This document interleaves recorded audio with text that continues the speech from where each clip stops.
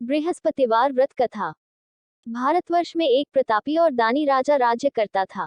वह नित्य गरीबों और ब्राह्मणों की सहायता करता था। यह बात उसकी रानी को अच्छी नहीं लगती थी। वह न ही गरीबों को दान देती, न ही भगवान का पूजन करती थी और राजा को भी दान देने से मना किया करती थी। एक दिन राजा शिकार खेलने वन को गए हुए थे, तो रानी महल में अकेली थी। उसी समय बृहस्पति देव साधु वेश में राजा के महल में भिक्षा के लिए गए और भिक्षा मांगी। रानी ने भिक्षा देने से इनकार किया और कहा, हे साधु महाराज, मैं तो दान पुण्य से तंग आ गई हूँ। मेरा पति सारा धन लुटाते रहते हैं। मेरी इच्छा है कि हमारा धन नष्ट हो जाए, फिर न रहेगा बांस न बजेगी बांसुरी। साधु ने कहा, देवी तुम तो बड़ी विचित्र हो। धन संतान तो सभी चाहते हैं, पुत्र और लक्ष्मी तो पापी के घर भी होने चाहिए।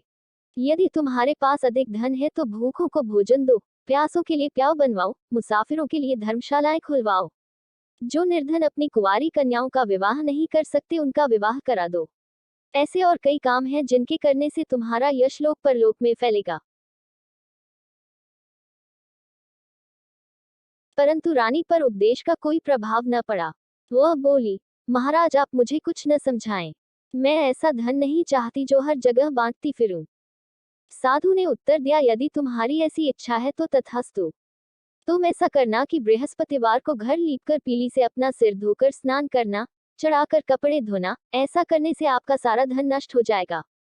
इतना कहकर वह साधु महाराज वहां से आलोप हो गए। साधु के अनुसार कही बातों को पूरा करते हुए रानी को केवल 3 बृहस्पतिवार ही बीते थे कि उसकी समस्त धन संपत्ति नष्ट हो गई। भोजन के लिए राजा का परिवार तरसने लगा। तब एक दिन राजा ने रानी से बोला कि हे रानी, तुम यहीं रहो, मैं दूसरे देश को जाता हूँ, क्योंकि यहाँ पर सभी लोग मुझे जानते हैं। इसलिए मैं कोई छोटा कार्य नहीं कर सकता। ऐसा कहकर राजा परदेश चला गया। वहां वह जंगल से लकड़ी काट कर लाता और शहर में बेचता। इस तरह वह अपना जीवन व्यतीत करने लगा। इधर राजा के परदेश जाते ही रानी और दासी दुखी रहने लगी। एक बार जब रानी और दासी को 7 दिन तक बिना भोजन के रहना पड़ा, तो रानी ने अपनी दासी से कहा, हे दासी, पास ही के नगर में मेरी बहन रहती है। वह बड़ी धनवान है। तू उसके पास जा और कुछ ले आ, ताकि थोड़ी बहुत गुजर बसर हो जाए। दासी रानी की बहन के पास गई। उस दिन गुरुवार था और रानी की बहन उस समय बृहस्पतिवार व्रत की कथा सुन रही थी। दासी ने रानी की बहन को अपनी रानी का संदेश दिया, लेकिन रानी की बड़ी बहन ने कोई उत्तर नहीं दिया। जब दासी को रानी की बहन से कोई उत्तर नहीं मिला तो वह बहुत दुखी हुई और उसे क्रोध भी आया। दासी ने वापस आकर रानी को सारी बात बता दी। सुनकर रानी ने अपने भाग्य को कोसा। उधर रानी की बहन ने सोचा कि मेरी बहन की दासी आई थी, परंतु मैं उससे नहीं बोली, इससे वह बहुत दुखी हुई होगी। कथा सुनकर और पूजन समाप्त करके वह अपनी बहन के घर आई और कहने लगी, हे बहन, मैं बृहस्पतिवार का व्रत कर रही थी। तुम्हारी दासी मेरे घर आई थी, परंतु जब तक कथा होती है तब तक न तो उठते हैं और न ही बोलते हैं, इसलिए मैं नहीं बोली। कहो दासी क्यों गई थी? रानी बोली, बहन तुमसे क्या छिपाऊं, हमारे घर में खाने तक को अनाज नहीं था। ऐसा कहते कहते रानी की आंखें भर आई। उसने दासी समेत पिछले 7 दिनों से भूखे रहने तक की बात अपनी बहन को विस्तार पूर्वक सुना दी। रानी की बहन बोली, देखो बहन, भगवान बृहस्पति देव सबकी मनोकामना को पूर्ण करते हैं। देखो, शायद तुम्हारे घर में अनाज रखा हो। पहले तो रानी को विश्वास नहीं हुआ, पर बहन के आग्रह करने पर उसने अपनी दासी को अंदर भेजा तो उसे सचमुच अनाज से भरा एक घड़ा मिल गया। यह देखकर दासी को बड़ी हैरानी हुई। दासी रानी से कहने लगी, हे रानी, जब हमको भोजन नहीं मिलता तो हम व्रत ही तो करते हैं, इसलिए क्यों न इनसे व्रत और कथा की विधि पूछ ली जाए, ताकि हम भी व्रत कर सकें। तब रानी ने अपनी बहन से बृहस्पतिवार व्रत के बारे में पूछा। उसकी बहन ने बताया, बृहस्पतिवार के व्रत में चने की दाल और मुनक्का से विष्णु भगवान का केले की जड़ में पूजन करें तथा दीपक जलाएं, व्रत कथा सुने और पीला भोजन ही करें। इससे बृहस्पति देव प्रसन्न होते हैं। व्रत और पूजन विधि बताकर रानी की बहन अपने घर को लौट गई। 7 दिन के बाद जब गुरुवार आया तो रानी और दासी ने व्रत रखा। गुड़साल में जाकर चना और गुड़ लेकर आई। फिर उससे केले की जड़ तथा विष्णु भगवान का पूजन किया। अब पीला भोजन कहाँ से आए, इस बात को लेकर दोनों बहुत दुखी थे। चूंकि उन्होंने व्रत रखा था, इसलिए बृहस्पति देव उनसे प्रसन्न थे। इसलिए वे एक साधारण व्यक्ति का रूप धारण कर 2 थालों में सुंदर पीला भोजन दासी को दे गए। भोजन पाकर दासी प्रसन्न हुई और फिर रानी के साथ मिलकर भोजन ग्रहण किया। उसके बाद वे सभी गुरुवार को व्रत और पूजन करने लगी। बृहस्पति भगवान की कृपा से उनके पास फिर से धन संपत्ति आ गई, परंतु रानी फिर से पहले की तरह आलस्य करने लगी। तब दासी बोली, देखो रानी, तुम पहले भी इस प्रकार आलस्य करती थी, तुम्हें धन रखने में कष्ट होता था, इस कारण सभी धन नष्ट हो गया, और अब जब भगवान बृहस्पति की कृपा से धन मिला है तो तुम्हें फिर से आलस्य होता है। रानी को समझाते हुए दासी कहती है कि बड़ी मुसीबतों के बाद हमने यह धन पाया है, इसलिए हमें दान पुण्य करना चाहिए, भूखे मनुष्यों को भोजन कराना चाहिए और धन को शुभ कार्यों में खर्च करना चाहिए, जिससे तुम्हारे कुल का यश बढ़ेगा, स्वर्ग की प्राप्ति होगी और पितृ प्रसन्न होंगे। दासी की बात मानकर रानी अपना धन शुभ कार्यों में खर्च करने लगी, जिससे पूरे नगर में उसका यश फैलने लगा। बृहस्पतिवार व्रत कथा के बाद श्रद्धा के साथ आरती की जानी चाहिए। इसके बाद प्रसाद बांटकर उसे ग्रहण करना चाहिए। एक दिन राजा दुखी होकर जंगल में एक पेड़ के नीचे आसन जमाकर बैठ गया। वह अपनी दशा को याद करके व्याकुल होने लगा। बृहस्पतिवार का दिन था। एकाएक उसने देखा कि निर्जन वन में एक साधु प्रकट हुए। वह साधु वेश में स्वयं बृहस्पति देवता थे। लकड़हारे के सामने आकर बोले, हे लकड़हारे, इस सुनसान जंगल में तू चिंता मग्न क्यों बैठा है? लकड़हारे ने दोनों हाथ जोड़कर प्रणाम किया और उत्तर दिया, महात्मा जी, आप सब कुछ जानते हैं, मैं क्या कहूँ? यह कहकर रोने लगा और साधु को अपनी आत्मकथा सुनाई। महात्मा जी ने कहा, तुम्हारी स्त्री ने बृहस्पति के दिन बृहस्पति भगवान का निरादर किया है, जिसके कारण रुष्ट होकर उन्होंने तुम्हारी यह दशा कर दी। अब तुम चिंता को दूर करके मेरे कहने पर चलो तो तुम्हारे सब कष्ट दूर हो जाएंगे और भगवान पहले से भी अधिक संपत्ति देंगे। तुम बृहस्पति के दिन कथा किया करो। 2 पैसे के चने मुनक्का लाकर उसका प्रसाद बनाओ और शुद्ध जल से लोटे में शक्कर मिलाकर अमृत तैयार करो। कथा के पश्चात अपने सारे परिवार और सुनने वाले प्रेमियों में अमृत व प्रसाद बांटकर आप भी ग्रहण करो। ऐसा करने से भगवान तुम्हारी सब मनोकामनाएं पूरी करेंगे। साधु के ऐसे वचन सुनकर लकड़हारा बोला, हे प्रभु, मुझे लकड़ी बेचकर इतना पैसा नहीं मिलता जिससे भोजन के उपरांत कुछ बचा सकूं। मैंने रात्रि में अपनी स्त्री को व्याकुल देखा है। मेरे पास कुछ भी नहीं जिससे मैं उसकी खबर मंगा सकूं। साधु ने कहा, हे लकड़हारे, तुम किसी बात की चिंता मत करो। बृहस्पति के दिन तुम रोजाना की तरह लकड़ियां लेकर शहर को जाओ। तुमको रोज से दुगुना धन प्राप्त होगा, जिससे तुम भली भांति भोजन कर लोगे तथा बृहस्पति देव की पूजा का सामान भी आ जाएगा। इतना कहकर साधु अंतर्ध्यान हो गए। धीरे धीरे समय व्यतीत होने पर फिर वही बृहस्पतिवार का दिन आया। लकड़हारा जंगल से लकड़ी काटकर किसी शहर में बेचने गया। उसे उस दिन और दिन से अधिक पैसा मिला। राजा ने चना गुड़ आदि लाकर गुरुवार का व्रत किया। उस दिन से उसके सभी क्लेश दूर हुए, परंतु जब दोबारा गुरुवार का दिन आया तो बृहस्पतिवार का व्रत करना भूल गया। इस कारण बृहस्पति भगवान नाराज हो गए। उस दिन उस नगर के राजा ने विशाल यज्ञ का आयोजन किया तथा शहर में यह घोषणा करा दी कि कोई भी मनुष्य अपने घर में भोजन न बनावे, न आग जलावे, समस्त जनता मेरे यहाँ भोजन करने आवे। इस आज्ञा को जो न मानेगा उसे फांसी की सजा दी जाएगी। इस तरह की घोषणा संपूर्ण नगर में करवा दी गई। राजा की आज्ञानुसार शहर के सभी लोग भोजन करने गए, लेकिन लकड़हारा कुछ देर से पहुंचा, इसलिए राजा उसको अपने साथ घर लिवा ले गए और ले जाकर भोजन करा रहे थे तो रानी की दृष्टि उस खूंटी पर पड़ी जिस पर उसका हार लटका हुआ था। वह वहां पर दिखाई नहीं दिया। रानी ने निश्चय किया कि मेरा हार इस मनुष्य ने चुरा लिया है।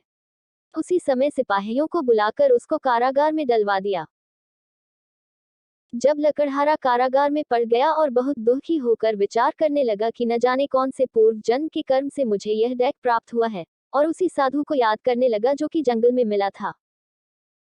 उसी समय तत्काल बृहस्पति देव साधु के रूप में प्रकट हुए और उसकी दशा को देखकर कहने लगे, अरे मूर्ख, तूने बृहस्पति देव की कथा नहीं करी, इस कारण तुझे दैक प्राप्त हुआ है।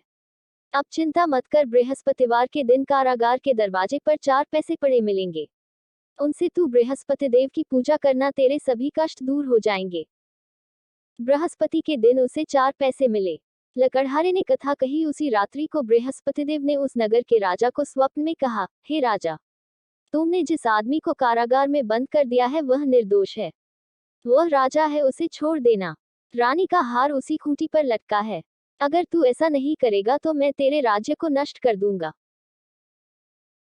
इस तरह रात्रि के स्वप्न को देखकर राजा प्रातःकाल उठा और खूंटी पर हार देखकर लकड़हारे को बुलाकर क्षमा मांगी तथा लकड़हारे को योग्य सुंदर वस्त्र आभूषण देकर विदा कर दिया। बृहस्पति देव की आज्ञानुसार लकड़हारा अपने नगर को चल दिया। राजा जब अपने नगर के निकट पहुंचा तो उसे बड़ा आश्चर्य हुआ। नगर में पहले से अधिक बाग, तालाब, कुएं तथा बहुत सी धर्मशाला, मंदिर आदि बन गई हैं। राजा ने पूछा, यह किसका बाग और धर्मशाला है? तब नगर के सब लोग कहने लगे, यह सब रानी और बांदी के हैं। तो राजा को आश्चर्य हुआ और गुस्सा भी आया। जब रानी ने यह खबर सुनी कि राजा आ रहे हैं, तो उन्होंने बांदी से कहा कि हे दासी, देख राजा हमको कितनी बुरी हालत में छोड़ गए थे। हमारी ऐसी हालत देखकर वह लौट न जाएं, इसलिए तू दरवाजे पर खड़ी हो जा। आज्ञानुसार दासी दरवाजे पर खड़ी हो गई। राजा आए तो उन्हें अपने साथ लिवा लाए। तब राजा ने क्रोध करके अपनी रानी से पूछा कि यह धन तुम्हें कैसे प्राप्त हुआ है? तब उन्होंने कहा, हमें यह सब धन बृहस्पति देव के इस व्रत के प्रभाव से प्राप्त हुआ है। राजा ने निश्चय किया कि 7 रोज बाद तो सभी बृहस्पति देव का पूजन करते हैं, परंतु मैं प्रतिदिन दिन में 3 बार कहानी तथा रोज व्रत किया करूंगा। अब हर समय राजा के में चने की दाल बंधी रहती तथा दिन में 3 बार कहानी कहता। एक रोज राजा ने विचार किया कि चलो अपनी बहन के यहाँ हो आवे। इस तरह निश्चय कर राजा घोड़े पर सवार हो अपनी बहन के यहाँ को चलने लगा। मार्ग में उसने देखा कि कुछ आदमी एक मुर्दे को लिए जा रहे हैं। उन्हें रोककर राजा कहने लगा, अरे भाइयों, मेरी बृहस्पति देव की कथा सुन लो। वे बोले, लो, हमारा तो आदमी मर गया है, इसको अपनी कथा की पड़ी है। परंतु कुछ आदमी बोले, अच्छा कहो, हम तुम्हारी कथा भी सुनेंगे। राजा ने दाल निकाली और जब कथा आधी हुई थी कि मुर्दा हिलने लग गया और जब कथा समाप्त हो गई तो राम राम करके मनुष्य उठकर खड़ा हो गया। आगे मार्ग में उसे एक किसान खेत में हल चलाता मिला। राजा ने उसे देख और उससे बोले, अरे भैया, तुम मेरी बृहस्पतिवार की कथा सुन लो। किसान बोला, जब तक मैं तेरी कथा सुनूंगा तब तक 4 हरया जोत लूंगा। जा अपनी कथा किसी और को सुनाना। इस तरह राजा आगे चलने लगा। राजा के हटते ही बैल पछाड़ खाकर गिर गए तथा किसान के पेट में बड़ी जोर का दर्द होने लगा। उस समय उसकी माँ रोटी लेकर आई। उसने जब यह देखा तो अपने पुत्र से सब हाल पूछा और बेटे ने सभी हाल कह दिया तो बुढ़िया दौड़ी दौड़ी उस घुड़सवार के पास गई और उससे बोली कि मैं तेरी कथा सुनूंगी, तू अपनी कथा मेरे खेत पर चलकर ही कहना। राजा ने बुढ़िया के खेत पर जाकर कथा कही, जिसके सुनते ही वह बैल उठ खड़ हुई तथा किसान के पेट का दर्द भी बंद हो गया। राजा अपनी बहन के घर पहुंचा। बहन ने भाई की खूब मेहमानी की। दूसरे रोज प्रातःकाल राजा जगा तो वह देखने लगा कि सब लोग भोजन कर रहे हैं। राजा ने अपनी बहन से कहा, ऐसा कोई मनुष्य है जिसने भोजन नहीं किया हो, मेरी बृहस्पतिवार की कथा सुन ले। बहन बोली, हे भैया, यह देश ऐसा ही है कि पहले यहाँ लोग भोजन करते हैं, बाद में अन्य काम करते हैं। अगर कोई पड़ोस में हो तो देख आऊं। वह ऐसा कहकर देखने चली गई, परंतु उसे कोई ऐसा व्यक्ति नहीं मिला जिसने भोजन न किया हो। अतः वह एक कुम्हार के घर गई जिसका लड़का बीमार था। उसे मालूम हुआ कि उनके यहाँ 3 रोज से किसी ने भोजन नहीं किया है। रानी ने अपने भाई की कथा सुनने के लिए कुम्हार से कहा, वह तैयार हो गया। राजा ने जाकर बृहस्पतिवार की कथा कही, जिसको सुनकर उसका लड़का ठीक हो गया। अब तो राजा की प्रशंसा होने लगी। एक रोज राजा ने अपनी बहन से कहा कि हे बहन, हम अपने घर को जाएंगे, तुम भी तैयार हो जाओ। राजा की बहन ने अपनी सास से कहा। सास ने कहा, हाँ चली जा, परंतु अपने लड़कों को मत ले जाना क्योंकि तेरे भाई की कोई औलाद नहीं है। बहन ने अपने भैया से कहा, हे भैया, मैं तो चलूंगी पर कोई बालक नहीं जाएगा। राजा बोला, जब कोई बालक नहीं चलेगा तब तुम ही क्या करोगी? बड़े दुखी मन से राजा अपने नगर को लौट आया। राजा ने अपनी रानी से कहा, हम निर्वंशी हैं, हमारा मुंह देखने का धर्म नहीं है और कुछ भोजन आदि नहीं किया। रानी बोली, हे प्रभु, बृहस्पति देव ने हमें सब कुछ दिया है, वह हमें औलाद अवश्य देंगे। उसी रात को बृहस्पति देव ने राजा से स्वप्न में कहा, हे राजा उठ, सभी सोच त्याग दे, तेरी रानी गर्भ से है। राजा की यह बात सुनकर बड़ी खुशी हुई। 9वें महीने में उसके गर्भ से एक सुंदर पुत्र पैदा हुआ। तब राजा बोला, हे रानी, स्त्री बिना भोजन के रह सकती है, पर बिना कहे नहीं रह सकती। जब मेरी बहन आवे तुम उससे कुछ कहना मत। रानी ने सुनकर हाँ कर दिया। जब राजा की बहन ने यह शुभ समाचार सुना तो वह बहुत खुश हुई तथा बधाई लेकर अपने भाई के यहाँ आई। तभी रानी ने कहा, घोड़ा चढ़कर तो नहीं आई, गधा चढ़ी आई। राजा की बहन बोली, भाभी मैं इस प्रकार न कहती तो तुम्हें औलाद कैसे मिलती। बृहस्पति देव ऐसे ही हैं, जैसी जिसके मन में कामनाएं हैं, सभी को पूर्ण करते हैं। जो सद्भावना पूर्वक बृहस्पतिवार का व्रत करता है एवं कथा पता है अथवा सुनता है, दूसरों को सुनाता है, बृहस्पति देव उसकी सभी मनोकामना पूर्ण करते हैं।